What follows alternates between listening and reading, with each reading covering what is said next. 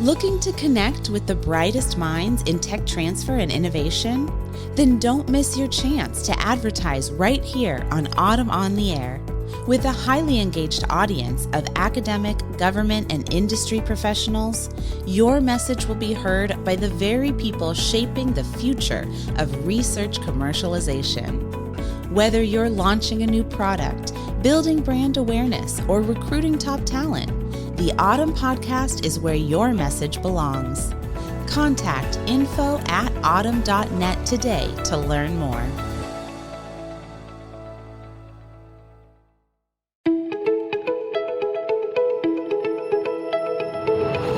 You're listening to Autumn on the Air, the weekly podcast that brings you conversations about the impact of research commercialization and the people who make it happen. Join us for interviews with patent and licensing professionals, innovators, entrepreneurs, and tech transfer leaders on the issues and trends that matter most. Keep listening for an inside track on the people, IP policies, and politics changing our world. Welcome to Autumn on the Air. Today we have a very special guest who brings a unique perspective to the world of intellectual property and patent prosecution. Our guest is Dr. Julie Burke, a registered patent agent with over 20 years of experience at the United States Patent and Trademark Office, where she rose through the ranks to become a quality assurance specialist in Technology Center 1600.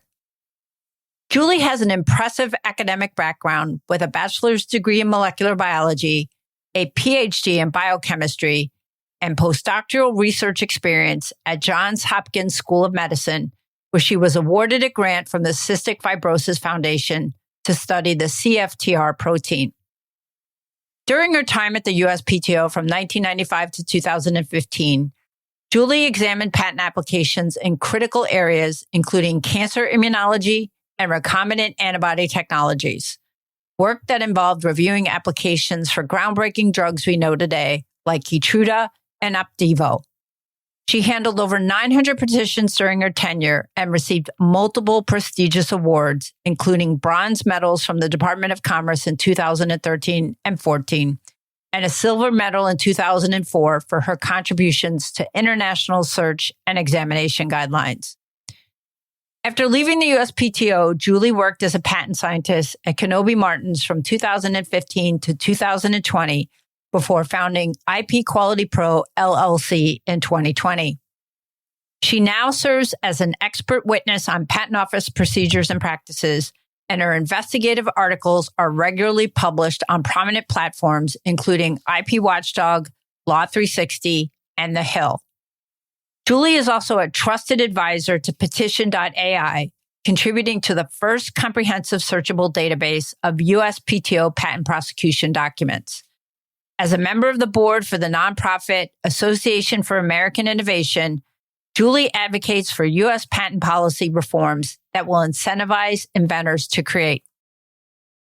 Welcome to the podcast, Julie. Really excited to have you with me here today. What a wonderful opportunity, and the issues that we're facing today that could not be more important. Oh my gosh, Julie, I cannot agree more with you. And we have a lot to talk about, but I thought maybe the best place to kick the podcast off today is to talk about your background and your career journey, because you've really had a fascinating career trajectory from academic research to the USPTO to private practice. Walk us through what initially drew you to patent law and how your scientific background at Johns Hopkins influenced your approach to patent examination. Oh my gosh, what a great question. I was actually at Johns Hopkins twice. That was my undergraduate school, and I was one of the very few who left and did not go on to pre-med. Instead, I went and worked in industry. I worked at Biogen for 4 or 5 years as just a research laboratory assistant in cell culture. It was in the 80s. It was very exciting times, and kind of got more into the idea that I could go further in science.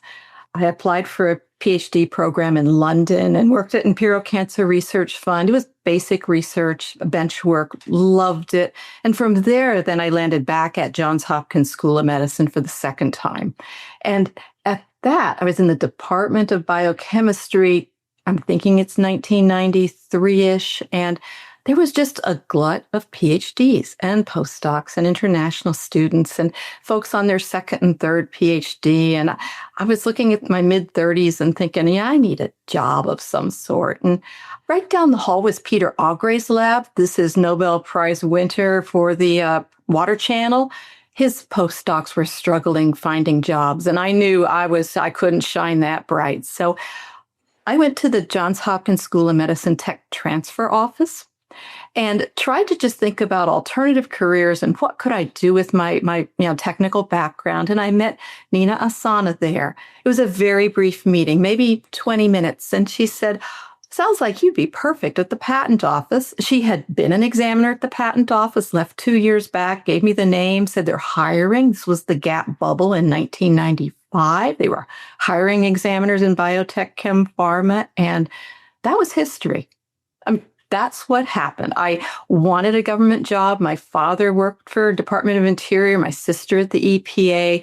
I liked that interplay between regulation and science and technology, mission, trying to promote things. I probably walked in there very idealistic and driven, and those little rose-colored glasses fell off pretty soon after I arrived in the door there. Well, it sounds like a family history of service to the country, and it sounds like you wanted to do something similar. Absolutely. And I will admit the healthcare, the pension, the benefits, the flexible hours, all of that also really helped me out. Yeah, I'm sure. And you obviously liked it because you were there 2 decades at the USPTO and you went through the ranks, right? You rose, you were initially a patent examiner and you became a quality assurance specialist. So share with us, if you could, some of the key moments or maybe cases that shaped your understanding of the patent system during all those formative years. Oh my gosh, yes. So 1995 to 2000, I was a patent examiner. I was in the cancer immunology art units where the immunocancer therapies that we know of today were examined. And I probably didn't work on Keytruda myself or Opdivo, but other developmental therapeutics and diagnostics in that area. That was my technical specialty. I was fortunate to have as a mentor Robert Budens. He went on to become the president of the POPA Union, and all the shenanigans that went on, the interplay between PTO management and the union, I got firsthand at dinners over Chili's with Roberts for 15 years. We just really tried to, both of us, work in our own ways to try to keep things on track inside that agency. It was very challenging. Around 2000, I was promoted to special program examiner management position. And from there, I became a quality assurance specialist. So there's 6 quality assurance specialists assigned to TC 1600. And that's where all your biotech, chem, pharma patent applications are examined.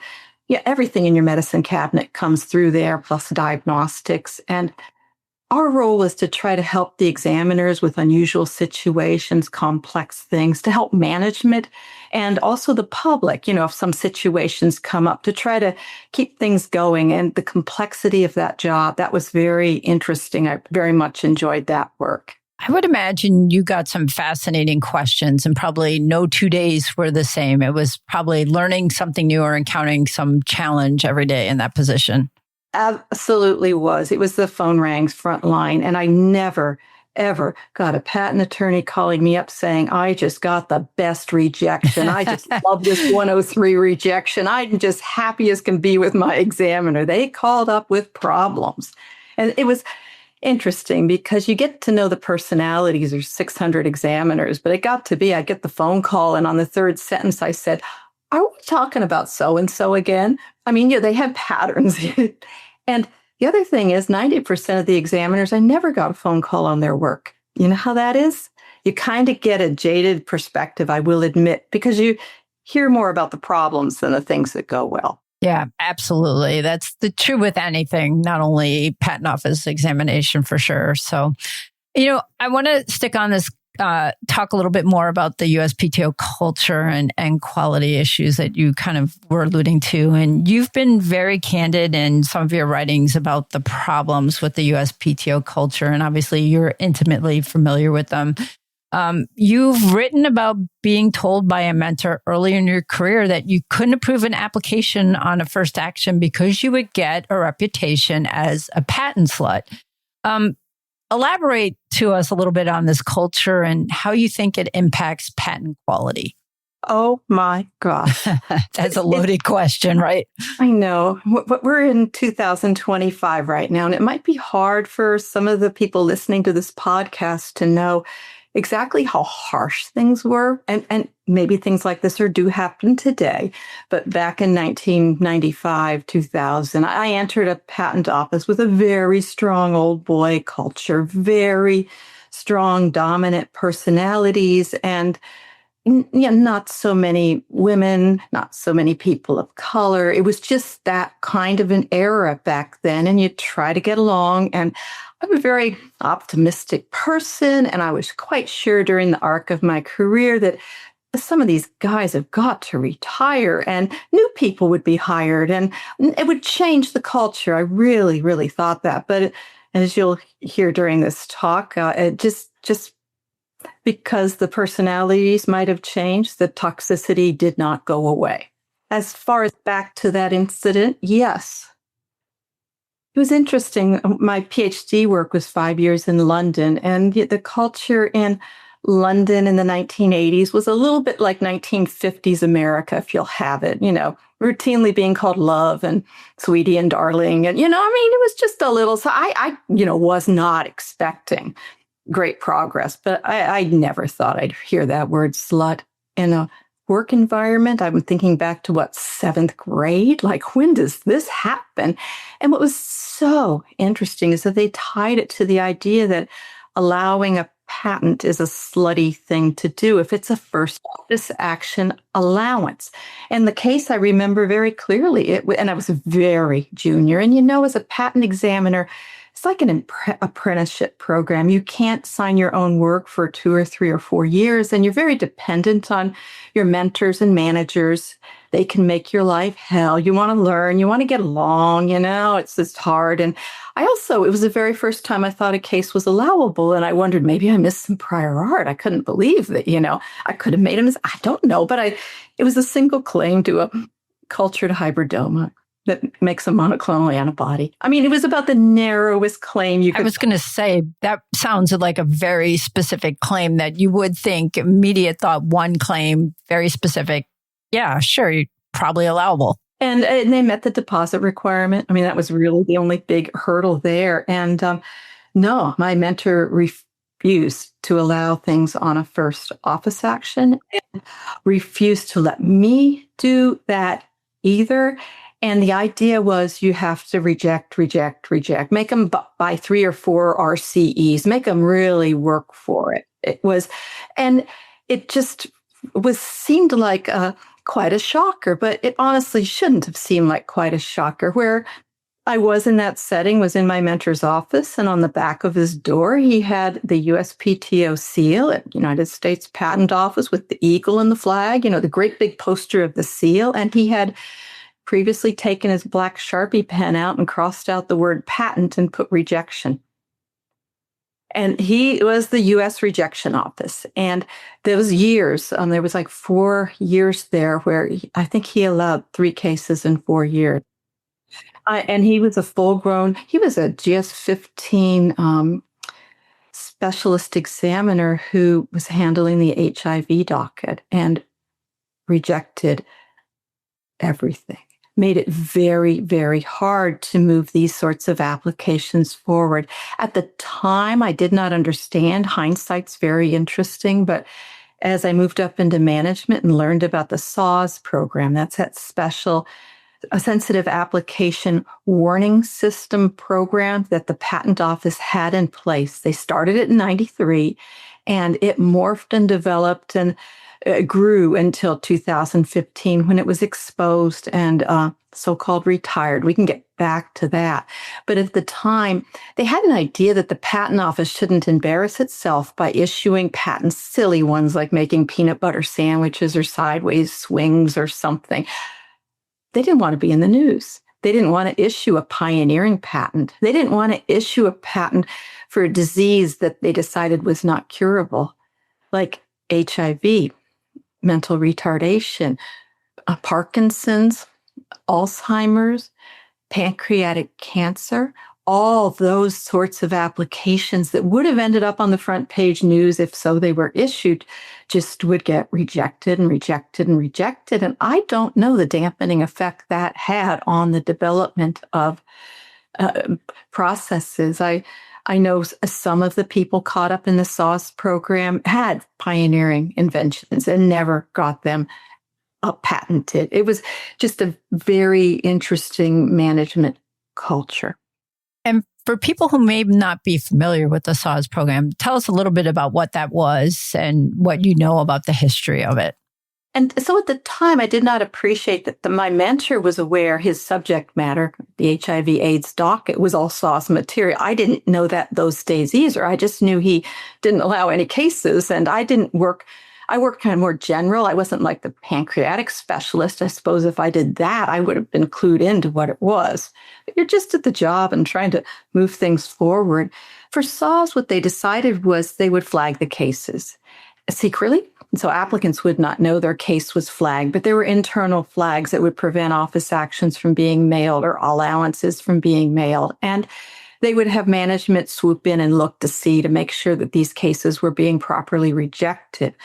Some SAWS cases did get allowed, and maybe the claim scope was a little different, but a lot of SAWS cases were met with years of delays and denials and extra scrutiny. And notice of allowance would be mailed out. Some examiner would let it slip through the cracks. And then that examiner would be told, you have to pull it back and reject it. It's a lot like that first time when my mentor said, you can't allow this on a first office action. He said, go find something to reject. I hate to say it. I was not the whistleblower when I was a junior examiner. I wouldn't be here then. I went off and made up some bogus rejection on those claims, that claim.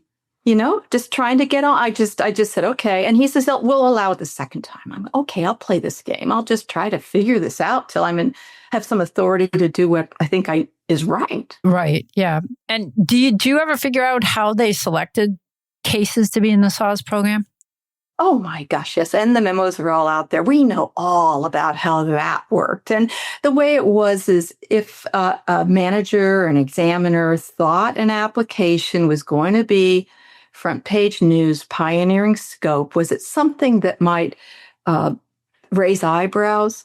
It started merely as not interfering with the examining process. They just wanted to say, if you're going to allow some hot topic patent, write a memo and we'll send it up to the commissioner's office. So on the Tuesday when it issues and the news reporters call, the commissioner will have a memo there explaining, yes, and this is allowed because da-da-da-da-da. Right? It got to where they couldn't trust the examiners to allow things, and they secretly took over the examination of these applications.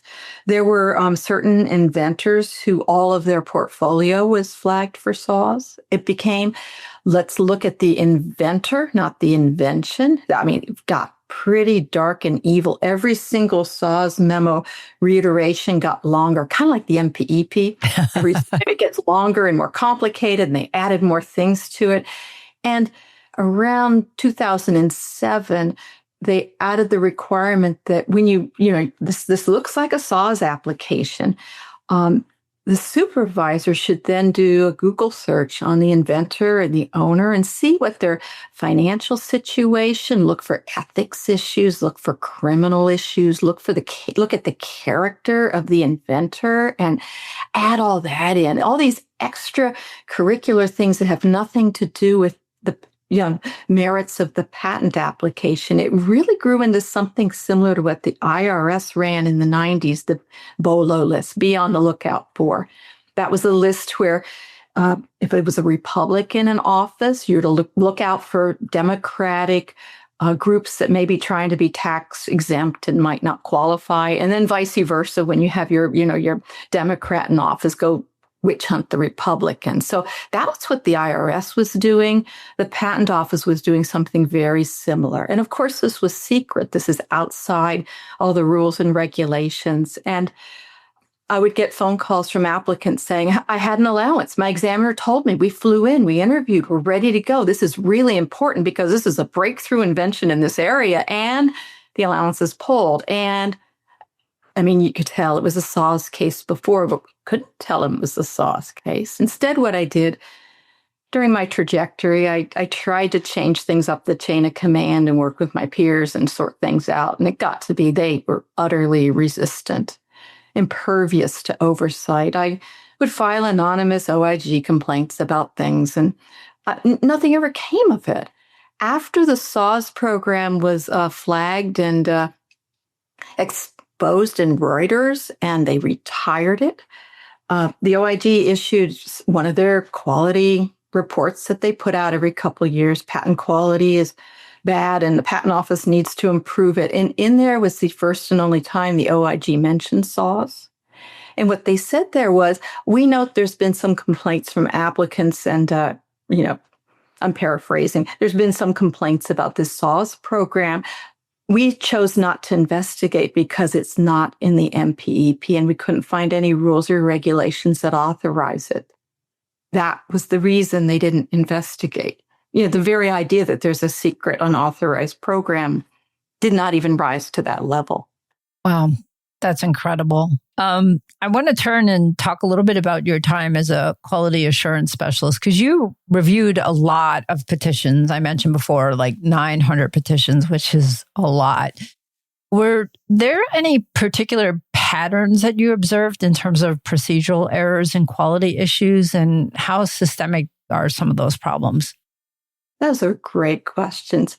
To be clear, quality assurance specialists review the petition and draft a decision, but it is the TC group director that would then sign off on it. I didn't have any authority to make decisions, but I worked mostly in the area of double patenting, restriction requirement, terminal disclaimers, and petitions are a way to correct procedural errors. And there's like three kinds of petitions. Applicant wants to petition for something special, like color drawings or expedited review.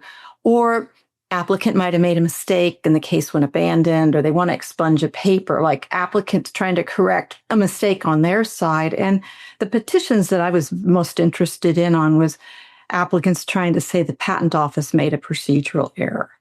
And what's interesting about petitions is that as a quality assurance specialist, issues would come up, but there was no internal database. Like we have an appeals board decision database where you could search and find out, has this issue come up, and how have other groups handled this? And we can try to get on the same page. And there was nothing like that for petitions. Each TC just did their own thing. Because I was in TC 1600, of course, the most important thing was restriction requirements. The way the patent examiners sliced the applications up thin as salami. That was John Dahl's mantra when he was group director. He considered it a quality effort because the smaller the application is, the more time you can spend on the few remaining claims, and the more divisionals and continuations that get filed, which brings in a docket for you. So examiners were really encouraged to slice up the cases. And this did a real number on biotech inventions, startup companies who tend to put, their crown jewel in their patent application. They're not just filing like IBM, the little tweak and a variation of the next latest thing. This is all they have. And when your application falls in front of a restriction-happy examiner, puts it in 27 groups, of course, all those children applications go to the very same examiner. They get a docket, and your whole docket's stuck in front of one. And as we know, there's very inconsistent examiner behaviors across art units and TCs, and there's been no effort, as far as I can tell, to rein that in, despite multiple Inspector General reports and the latest GAO report that's come out. There's been no effort to rein that in. Petitions, I found, was a great way to push back on examiner procedural errors, and often an examiner does have to do a good job every once in a while, and it might be, why not on your application? And if you're going to be that kind of practitioner who requires examiners to follow the rules, they learn this pretty quickly. Why not just follow the rules from the start? And they also know that practitioners who, elect without traverse, don't push back on anything, willingly file RCE after RCE. And examiners, just as we kind of know the behaviors of patent examiners, they spend time knowing the behaviors of their applicants. And so it just depends, which cases, which inventions, how do you intervene? Petitions is just another tool. I view it as a really underutilized tool. You mentioned the recent GAO report, and one of the things that report found was that examiners are still incentivized to prioritize speed and quantity over examination quality, with now the report is 40% of litigated patents ultimately being invalidated. From your perspective, what do you think needs to change to address some of these quality issues? Oh my gosh, great question. Beginning around 2010, we had the new count system was created, and with that, a new performance plan. And the patent examiners, up until last Friday, were union members, and they worked to their performance plan. It makes sense. You're under production, and you're working, and you meet the requirements of your performance plan. And it was during that time the union met with management and crafted this performance plan. When supervisors and quality assurance specialists saw what was done to the quality element of the performance plan, we knew they just threw quality under the bus. Everything was about speed and volume. And quality, the way it works, the Office of Personnel Management has standards for the various GS scales all the way across the government. And, to be a clerk or a paralegal, there's certain standards for being hired, but then there's also standards for the level of work, the amount of basic work, advanced work, and legal work that a person would do on the job on a daily basis that would then justify them being retained or promoted to a higher level.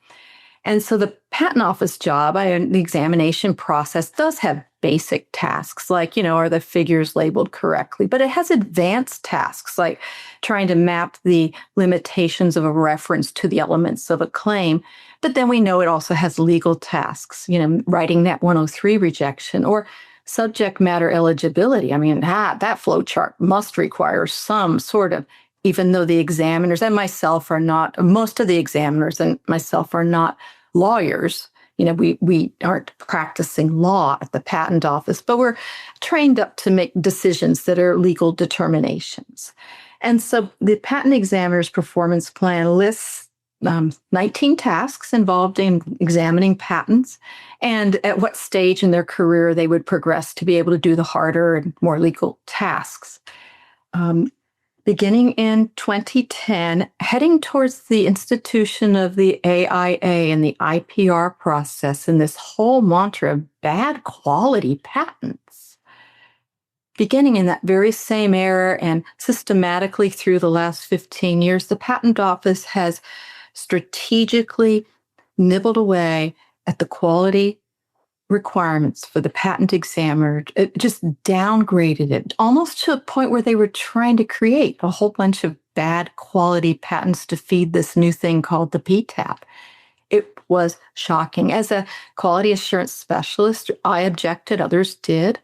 Overnight in 2010, they took us out of management and put us in the POPA union, which was quite a surprise. But all of a sudden, we're not in training, we're not in the meetings where they develop policy, we're not sitting at the table, quality was removed from the room and put in to the POPA bargaining unit. And at that moment, the POPA examiners and management redid our performance plan. So if we were to look at a patent application and see if it was examined correctly, they put quotas on us like 3 hours.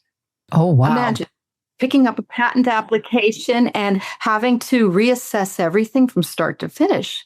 They put on criteria saying you can't go look for new prior art. You have to trust the examiner found the right prior art. That's how that was. So they really limited what we could review and how quickly we could review. They really took away a lot of teeth there.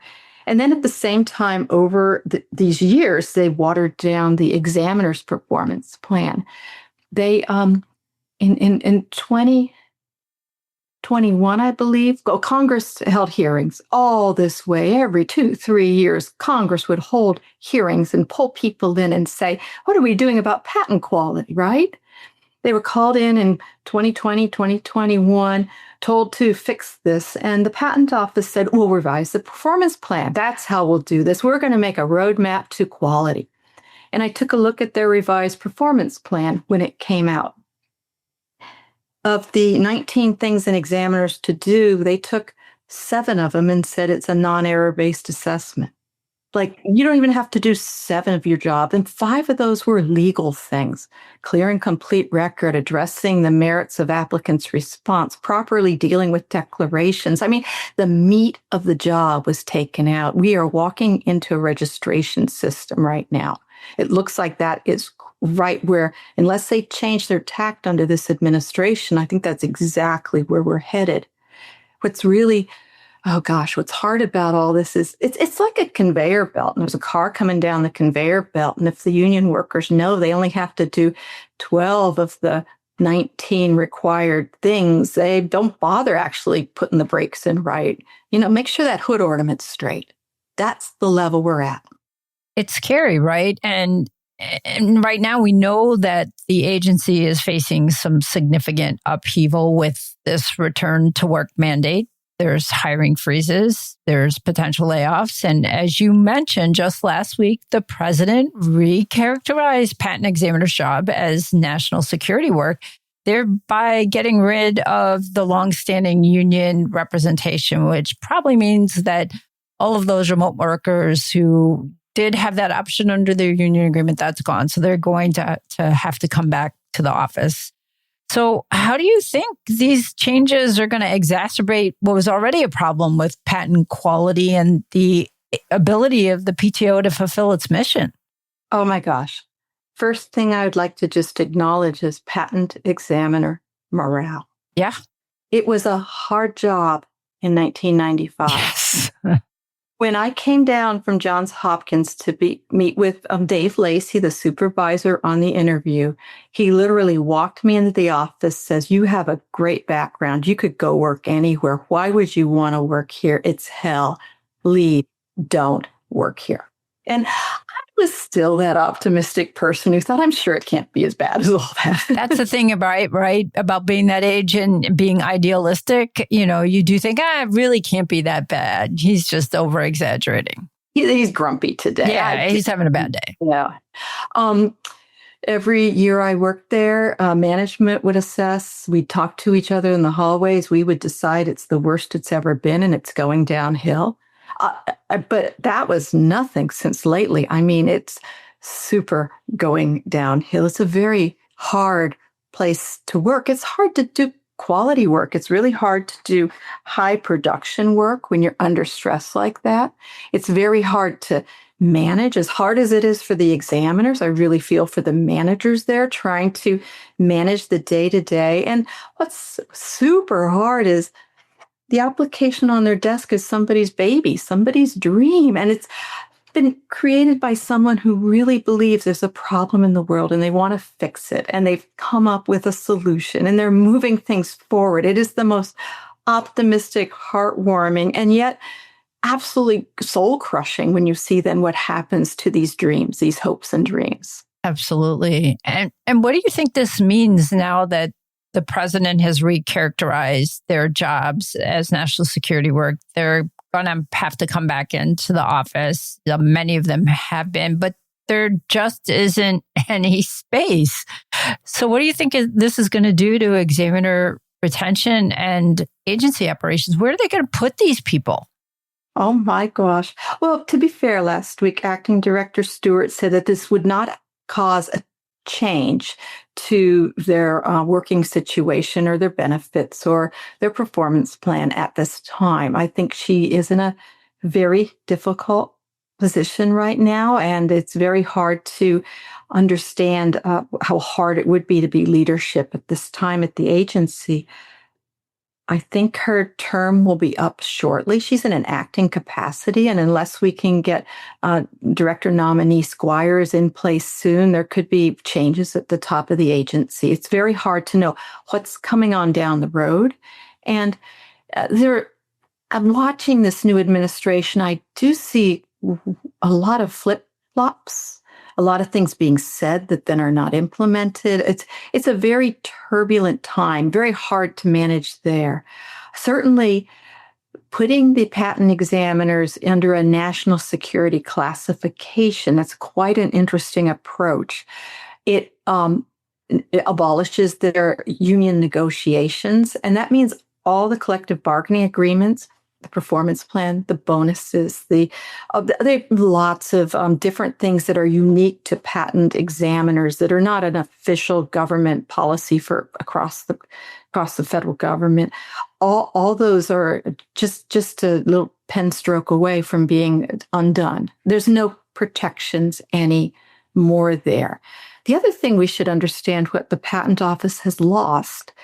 The Patent Office is not supposed to lobby. There's those three branches of government, and they're not really supposed to cross on over and go into Congress and say this or that. But the Patent Office has very clear things that they would like. There's some serious pending legislation right now at the Patent Office. And the interaction I saw over the years is that the patent management and the union had a really cozy relationship. The union can lobby. The union has a lobbying budget. The union has a lobbyist on hire, and they can go into Congress. They can lobby on behalf of management as long as management gives something in return. This has undone that whole relationship. Now, Patent Office management don't have a back door into Congress anymore. Might be part of what they're thinking about doing anyway. Yeah, it's really interesting times. And, we're starting to see or hear at least about reports of some significant attrition rates, particularly among probationary examiners climbing to like 40%, which is double the historic rate, which was 20%. What do you think, besides the obvious, is driving this exodus? And what do you think it means for the patent system? I actually did not answer your question about telework. So I wanted to just clarify that we have thousands of patent examiners who do not work in the office. The brand new ones that have been hired, of course, have been hired with the understanding they would work in the office. That's only 150, 160 examiners. In the DC area, in a 50-mile radius of the patent office, are the examiners that are on the TEAP program. It's a telework acronym. I forget what it is. Those patent examiners within 50 miles of the patent office are the most vulnerable to being called back. It's in their performance plan. If the agency wants them back, they could come right on back. The other 6,000-ish patent examiners that are spread out across America, they're in a different category because for them, they're not as easily pulled back. So really now we have classes of patent examiners, which is quite interesting. And the class system has been noted on Reddit. They talk like before a 3-day weekend, federal workers are often given 2 hours off early on that Friday. It's something an agency can do for its workers. And now this administration, there's been several federal holidays, and the patent examiners and people working on site get the 2 hours off. But if you are out in Ohio working, you don't get 2 hours off before the 3-day weekend. It's just a little nibbling. It wears that morale terribly. Yeah. And I'm curious, going back to the question that I asked about the attrition rate, the 40% for probationary examiners. Do you think that is just them deciding, seeing where the agency is going and I don't want to be a part of this? It's kind of a hot mess type of thing. Or do you think there's something else at work there? I think it's a bullying culture. I think it's a hazing experiment. I think Patent Training Academy, they find out if you're going to do what needs to be done, or if you can readily check your ethics at the door, you might be able to stay on. They will drive you out if you raise your hand and say this isn't quite right. I've heard from examiners who have left the office for various reasons, worked in law firms, gotten law degrees, and decided they wanted to come back and be an examiner.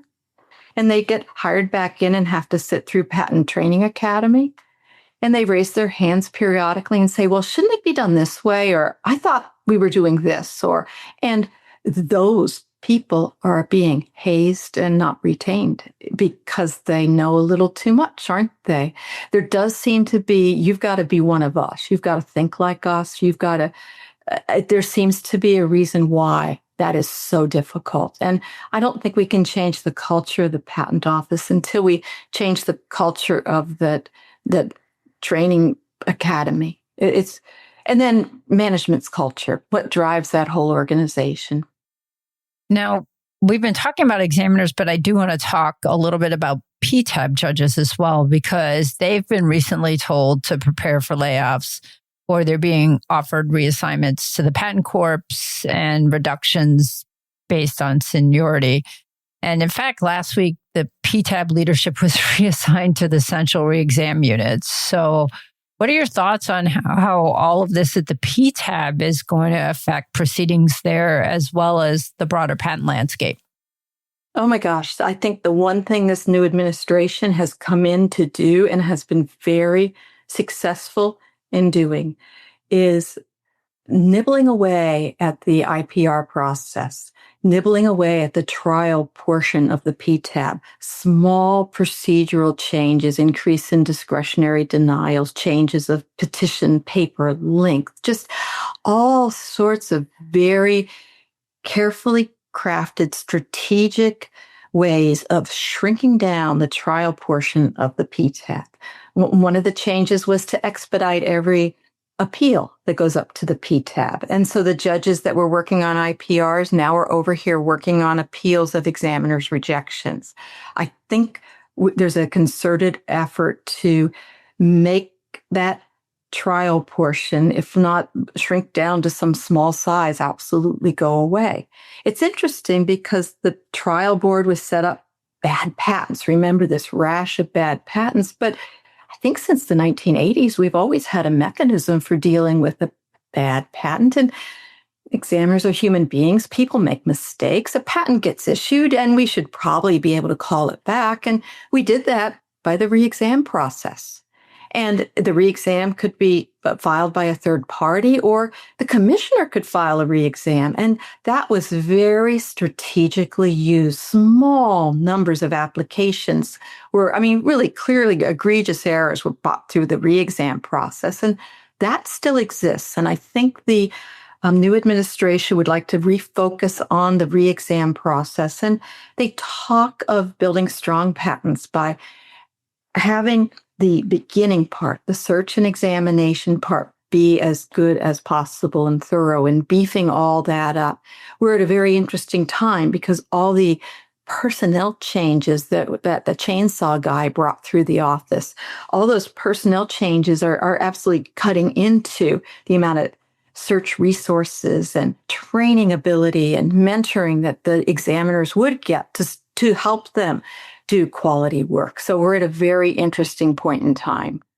Well, that's an interesting approach that the administration is taking, because I've also read on the Reddit board that, and I'm assuming this is true, maybe you can comment on it, that they are cutting back on some of the search tools that examiners use, things like SciFinder and ChemDraw and other programs as well. So if your idea is to basically shrink the PTAB down to, no more IPRs, but focus on re-exam and stress the good quality examination. How do you expect them to do that if you're cutting these very valuable search programs rather that they need to do a good quality examination? It is absolutely scary how they're taking the tools away. To a point, the IT system that the examiners have to use is diabolically out of date and difficult to use, taking, 3, 4, 5 seconds to load up each page of your patent document that you're looking at. I mean, imagine trying to perform in this environment. And the irony is this is America's, innovation agency. They should have like the best tools, the most resources. As someone from the biotech chem pharma area, it seems like some of the worst cutbacks, the non-patent literature resources, the stick assistance, the ChemDraw is really hurting biotech chem pharm patents, and those are so important. It's just so important to get right.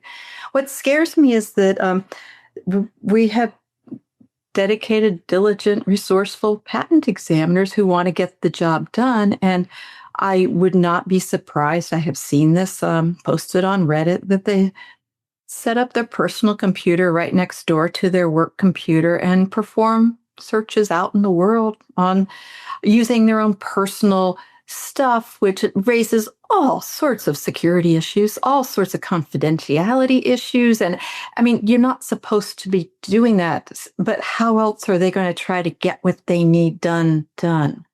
Yeah, especially if you're a conscientious person who is trying to do good quality work and you've been an examiner for a while and you know the art really well, you probably have a pretty good feel for that there should be something out there and you just want to go find it, but you don't have the tools at work to be able to do it. So, it's starting to really become a very difficult situation, it sounds like, for examiners. Early in the new administration, I've got colleagues, at the FDA and the NIH and trying to figure out what's going on. There was a phone call with someone high up at the FDA early on that I thought that can't be true. But what I was told is that they had met up with higher ups too. And apparently the whole goal here was to gut the agencies, make them cut so far down to the bone that they're unable to perform their statutory duties, show that they're incompetent because now they are, and then privatize out the agencies for profit. And at the time, I thought that was really dark and couldn't possibly be. But how else can you explain cutting these resources needed for patent examining? And I mean, I don't know that you can examine by AI. That's technology. I get it, but I just don't, certainly not with the IT system that they have right now. It'd take a lot of money. Under the Biden administration, the IRS got $80 billion to spend over 10 years to update their antiquated IT system. Patent Office didn't get that. And Patent Office won't be able to get that from inventor filing fees. It's impossible, but you can't do the job. It's gotten so complicated without a solid IT network. It's just not working right now. Yeah, it's very concerning for sure. And I think on top of all that, you've written extensively about the PTO's production count system and how that also can create some perverse incentives. Talk to us a little bit about how the current system rewards quantity over quality, and are there any alternatives that you've thought about that might work better? I just at this point have to stop for a minute and quote former APJ Bill Smith. He went down to Congress in about 2015 and attended a congressional hearing. He's tried to put out his point of view being an APJ. He'd seen a lot of patent applications come through the system up on appeal and everything. And in his testimony, page 11, footnote 11, he told Congress there was a saying at the PTAB. I think it was the BPAI during his tenure, but back the board. There was a saying at the board that a patent examiner never got fired for doing low quality work as long as they did a lot of it. Yikes. That's really what it has been. And as long as, there's that old saying, what speed, volume, quality, pick two. As long as speed and volume is more important than quality, we are where we are. That's what the roadmap led us to. What's really ironic, though, during the last 15 years since I've been tracking the constant erosion in the quality metrics, the examiners have been producing less production units and have been unable to keep up with the flow of patent applications, and the backlog has gotten bigger. And I think a lot of that is if you do shoddy work on the first office action, you can't wrap it up. And so you're doing more and more rework, which is backing up all the other cases. And until they really take a look at quality and make it be something. So the performance incentives, government workers usually don't get bonuses, and I knew a former Homeland Security special agent who spent 6 months boots on the ground in Iraq, Second Gulf War, got a $500 bonus for that. Patent examiners can get 14 to 18K a year for producing production and pendency. The supervisors are the same way, and the managers, it's just across the whole sector. They've written in this way of getting bonuses that are above OPM's bonus level of 10K a year. I mean, there's talk that you need congressional approval to get a bonus of 10K or higher. Patent Office is taking inventor filing fees and giving out these huge bonuses. When the pendency bonuses came in play, 4 times a year, examiners get several $1,000s. Us managers, we talked to each other and we called it the doing your damn job bonus. I just couldn't figure out. They're shoveling this money out. To their credit, the new administration has now, for the first time I've ever heard of, created a bonus for quality.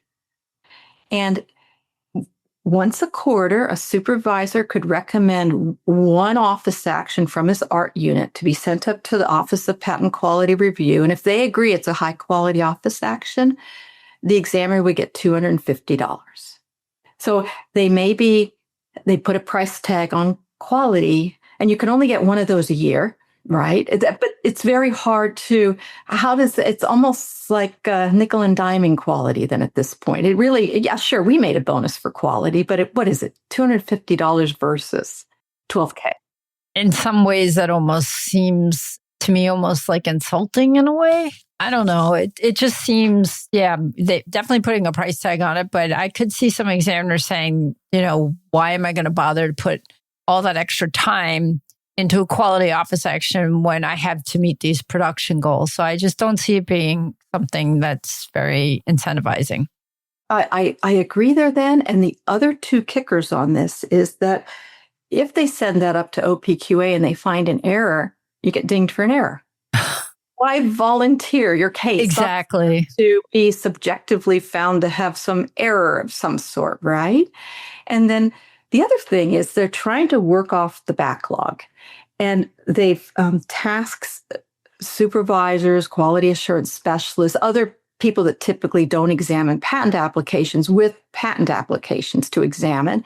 And they've tasked examiners to examine extra cases, pick up brand new cases that are outside their usual docket, meaning outside their technology area. So they're moving the backlog by this approach. And for that, there's more money, thousands of dollars. I mean, there's more money for that, right? I get that. And what the agreement was they made with the union is, and all of these backlog cases, I think they call them CBA cases. And you know how good they are with acronyms. I don't know what that one stands for. So all these backlog cases, the deal has been made. No quality review will happen on them. No quality review will happen. And the minute you tell somebody, work on a case outside your technological specialty area, do it quickly, you'll get some cash money, and we won't look for errors. Oh my, that's not a good plan at all. Ouch. It's really, and I find whenever you tell them to cut corners, it just reduces the integrity of the whole exam process, all the corner cutting. It just really does. It's quite a shame, all of that. Yeah. And sticking on quality, you've written recently in reference to the USPTO being a rejection office that 98.2% and 97.5% of office actions fail to include a proper technical analysis for anticipation and obviousness rejections, respectively. Given that, I mean, that's a really disturbing percentage. What do you think meaningful reform looks like then from a quality perspective? Yes. And so this is data from the Office of Patent Quality Assurance. And we've all received the office actions back after, applicant responds, you respond with arguments, you might have some evidence, you're trying here. The examiner says applicant's response has been considered, but it's not persuasive, period. Really? Now, if they leave that sentence out, they get in trouble. But they have to put that sentence in. And I think it's even in the form paragraph they write. It is, yeah. It's right there. But that's just an opinion. That's a conclusion. There's no analysis. There's no looking at it. We go back to the OPM standards, where a basic task can be performed with cursory review. And they have dumbed down 102 and 103 to basic tasks. Requires no technical knowledge, and it requires no legal analysis, no sound understanding of patent law. And as long as we let that standard be the standard for reviewing 102, 103, 112 rejections, if that's what the standard is, wow, we're going to get what we're asking them to give us. It's like a registration office. Yeah, I get it all the time from clients. I respond to an office action because the very first office action isn't very good.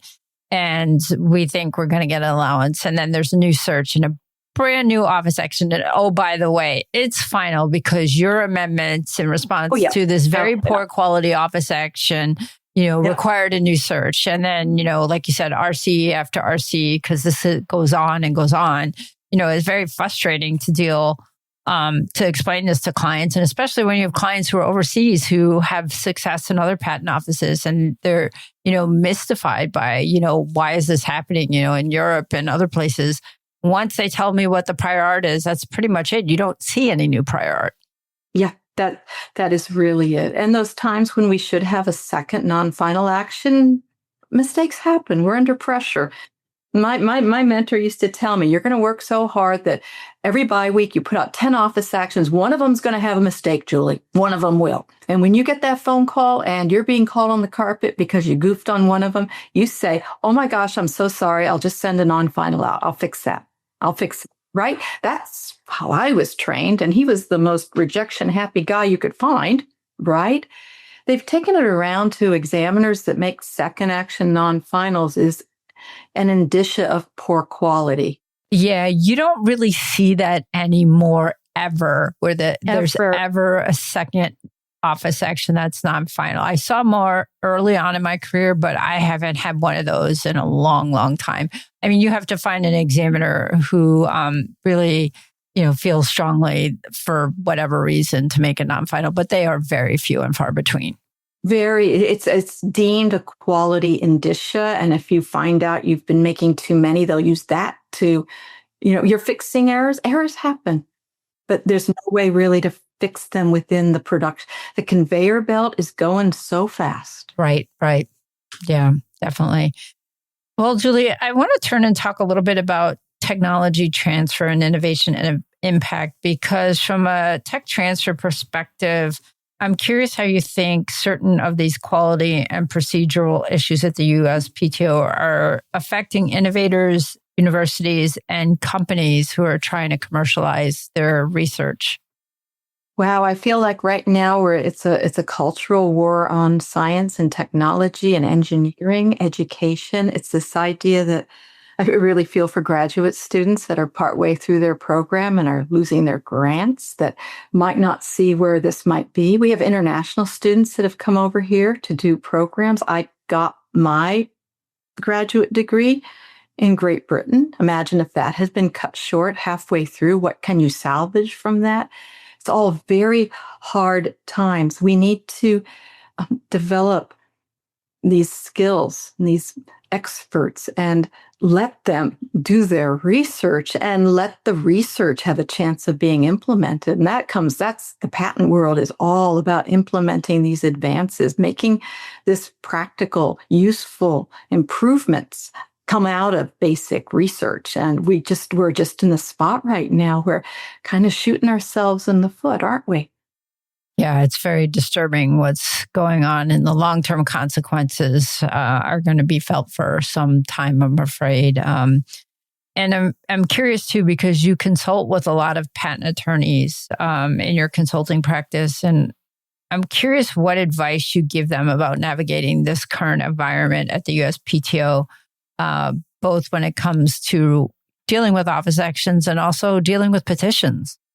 Oh my gosh, yes. So I think it's hard for folks to know exactly how hard it is to be a patent examiner. And with all the restraints being put on them right now, for one example, prior to this administration, junior examiners would be paired with a mentor like I was, a primary examiner who was every day examining patents, had his own docket going, but would have 2 or 3 juniors whose work he would review and sign off on. And if there's an interview, junior examiners can't hold an interview by themselves. They don't have any signatory authority. They need somebody with a primary. Somebody else should be in the room, the deciding official, to make the interview productive. And so that whole mentorship interaction has disappeared.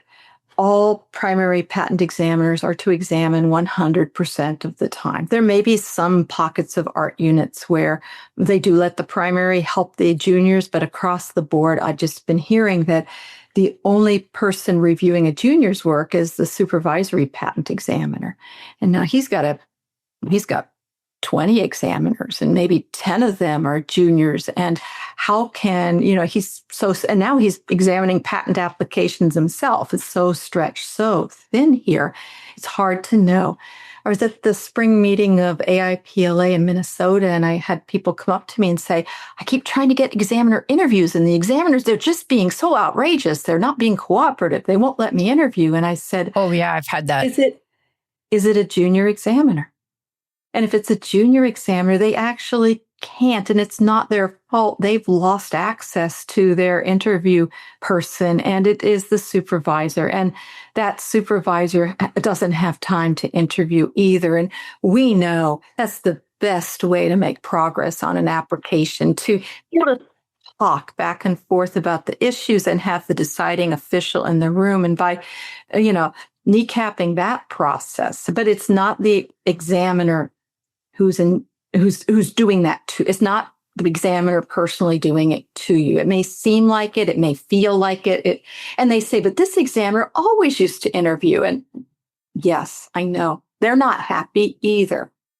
Yeah, I've had that happen to me a lot within the last 3-4 months, where what I'm getting is, we don't believe an interview would be productive at this time. And that's kind of seems to be the standard language that I've been getting when I try and interview my cases. So, well, if you think about the way they're afforded time, say a patent examiner gets 25 hours to work on the case from start to finish, and say you have 2 interviews, you've actually gotten that examiner to work 27 hours on your case. And the way they're paring back time spent, those are 2 hours that the office believes should have been spent working on another brand new case.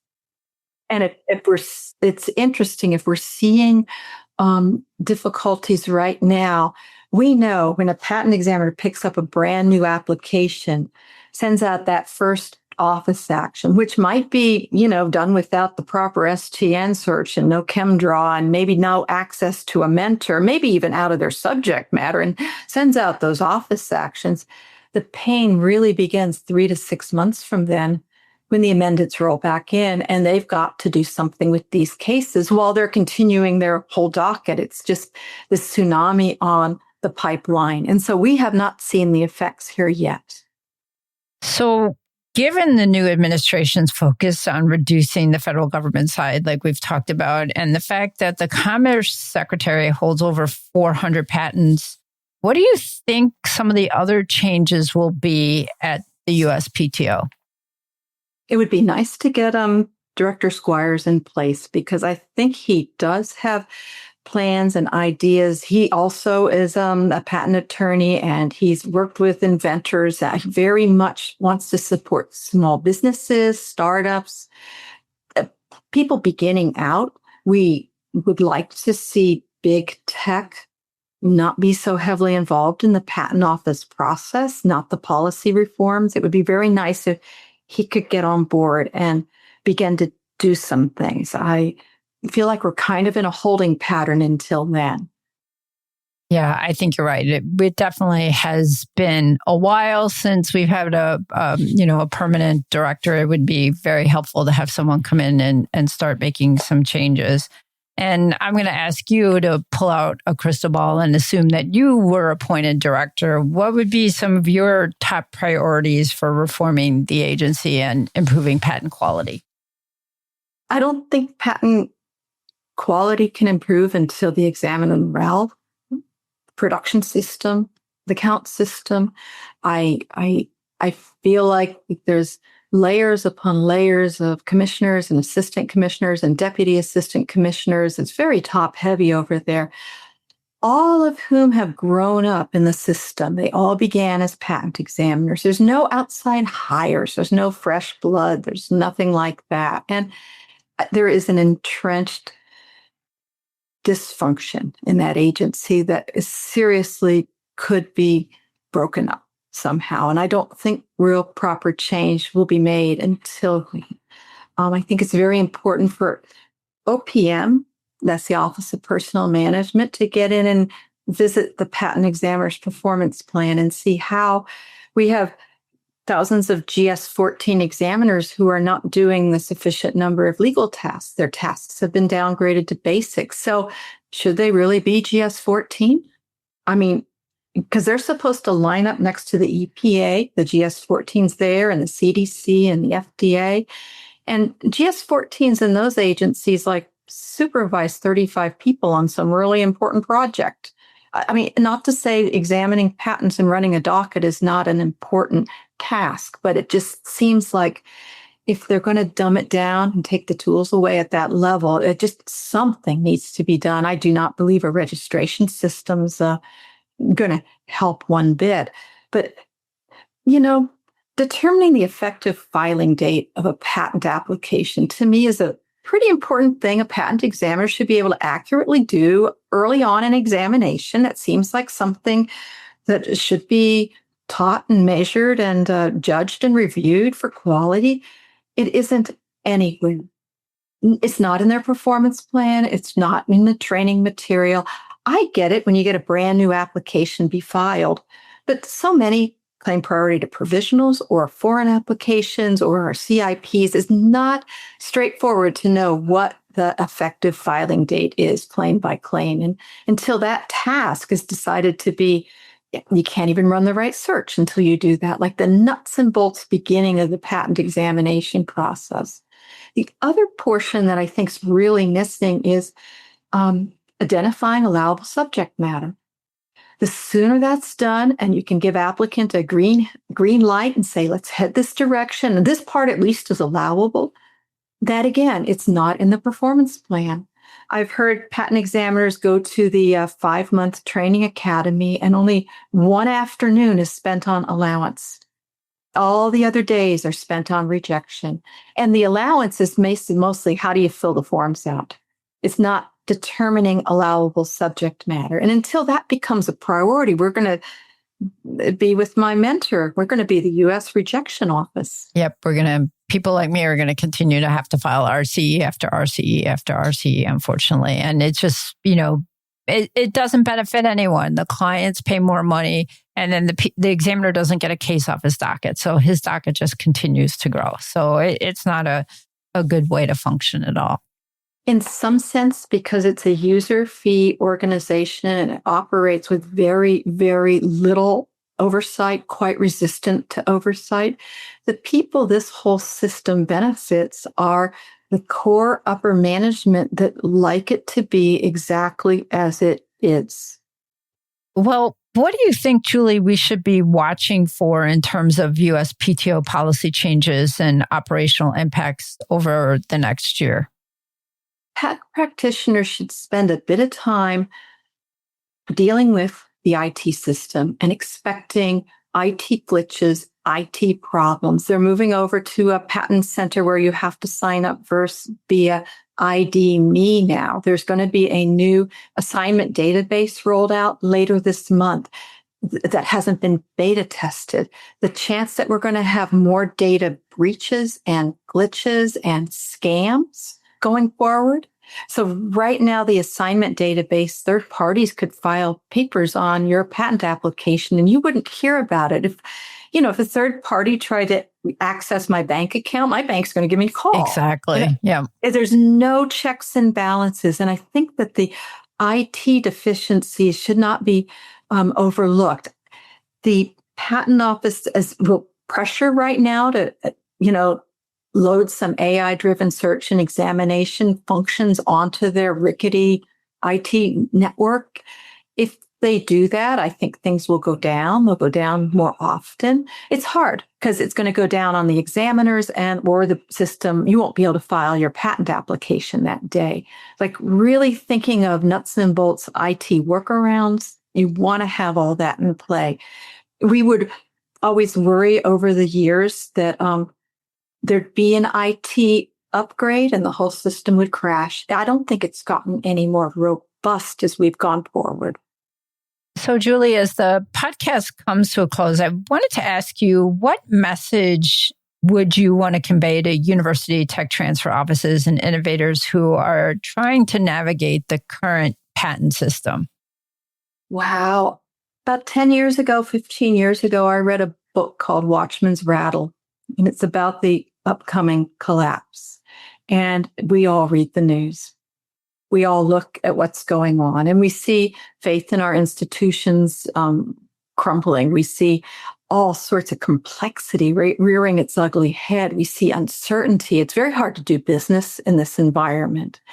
And that book discussed, predicted collapse coming, social collapse, some kind of, we're in a very turbulent time right now. And it related it back in parts to the Middle Ages and talked about the saving grace back then when they couldn't trust the church and they couldn't trust the royal families and they couldn't trust this and that.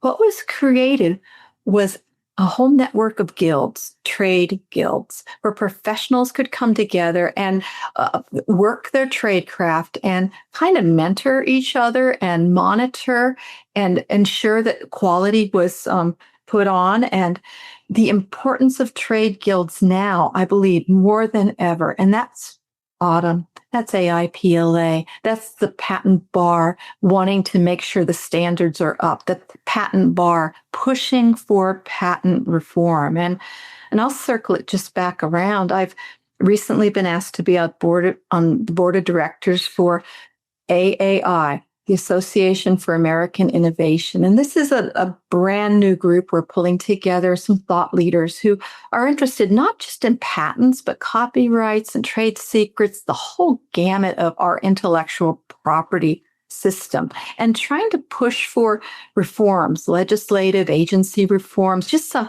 changes out there to make sure we can protect the patent system, the trademarks, copyrights, the whole network there. And one of the Autumn colleagues, Jeff Depp, who is now president of AAI, we've got the idea of just watching as the news cycle, which has gotten things happen very quickly, but we would like to become agile in putting out position papers on, well, if we do the 1% to 5% tax on patent value, what would that look like?